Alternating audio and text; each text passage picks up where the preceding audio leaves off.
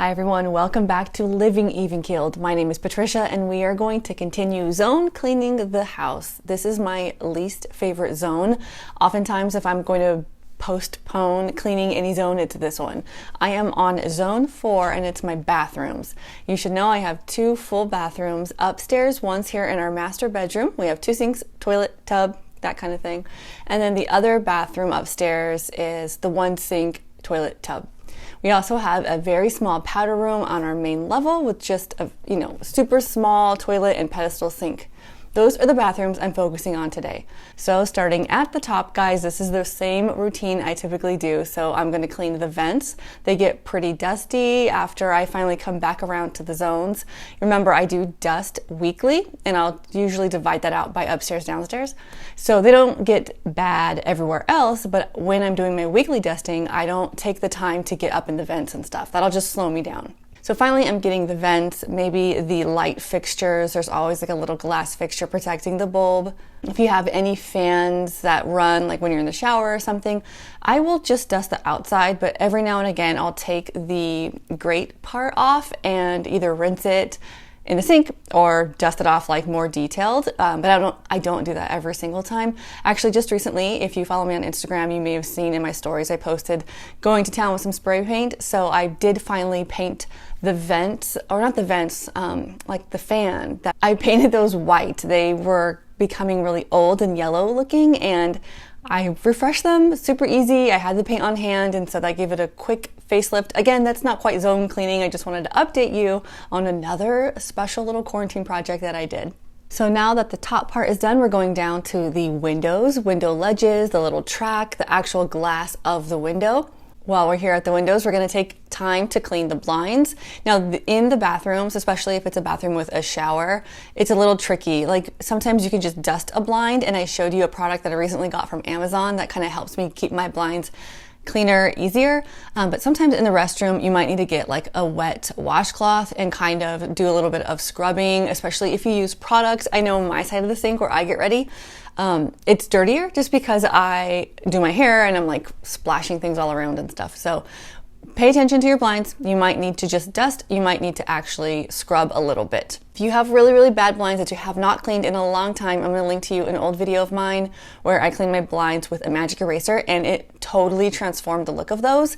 And those are not very expensive. You will go through it, so you won't have any left over, but your blinds will look great, and then they'll be easier to keep clean after that. Now, if you have a medicine cabinet or a linen closet or something like that in these spaces, that's what I would do next. I will go into my medicine cabinet, not the outside. I clean the mirror often, but go inside. I take out my products. I clean the little shelves, make sure everything's nice. If there was a spill or a drip, I clean that up. I do try to clean as I go, but sometimes that doesn't happen. In my linen closet, I will take the time to just make sure it's orderly. Again, I clean as I go. I like to be organized, and so it's never that bad, but there is almost always something that I could throw out or declutter or put in its proper place.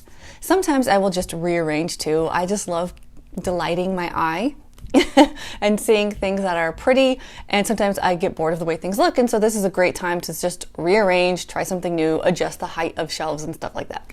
Next, we're going to the vanity or the cabinet in your bathroom. Clean the outside of it, clean the handles, open it up. I sometimes take everything out, but I most often will just open my little drawers. We don't have built-in drawers in any of the vanities in this home, so I've just purchased little like Sterilite style drawers from Walmart several years back, and so I'll just go through those and make sure they're cleaned out, clutter-free and organized. I tell you, like, every time I do this, I love the way it looks, but no matter what, when that zone comes right back around, it's always a little more cluttered. It's just the way it goes. One day you were lazy and you threw a headband in there or this or that, and then before you know it, there's like a mess. So this is the perfect time to just wipe everything down and return things to where they belong. Moving on to doors and knobs. So again, everything that you might touch really needs to be cleaned often. So clean the knobs, even the light switches would be perfect to do it this time. The doors, so I think I mentioned in several videos back, like I will clean the side of the door that belongs to that zone. So now I'm cleaning the back, it's right here actually, this behind that door is our bathroom. So I'll clean the back of that door when I'm cleaning the bathrooms, but I'll clean this side, the front, when I'm doing the bedrooms. It's just those little things that make it go faster for me, and it feels like I'm cutting corners when I'm doing it. And I like it. So whatever you have to do to make it be easier and faster, because I know as homemakers, you're needed elsewhere. In fact, my kids already need me to go cut out something for them. So whatever I can do to make things a little more streamlined, then I do it. Just clean both sides of the door, clean one side of the door. Whatever you're doing, pay attention to that door, because once you get up close and look at it, you'll see little splashes and stains. And if you have kids, little marker fingerprints and some glitter. And it's just a perfect time to take all of that off and start over. And then last but not least, the grout. So grout is twofold here. Tile grout in your shower if you have it, and tile grout on the floor if you have that.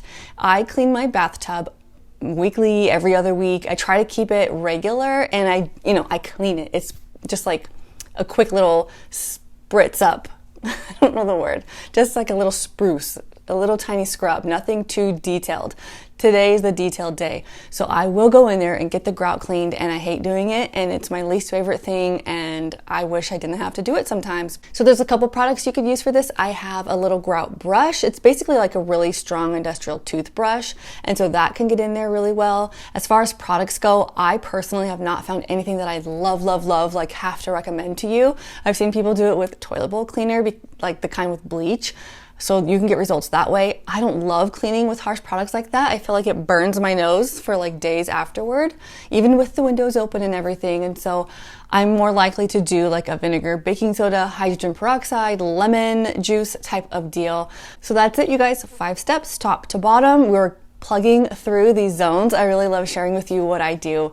Now, I didn't mention the toilet. You might be thinking, what about the mirror? Again, those things get done weekly around my neck of the woods. And I do try to keep my bathrooms clutter-free. I like a little decor, and I like things that I use often within reach, but I try to keep those things to a minimum and see what I can do to like double up on products and stuff.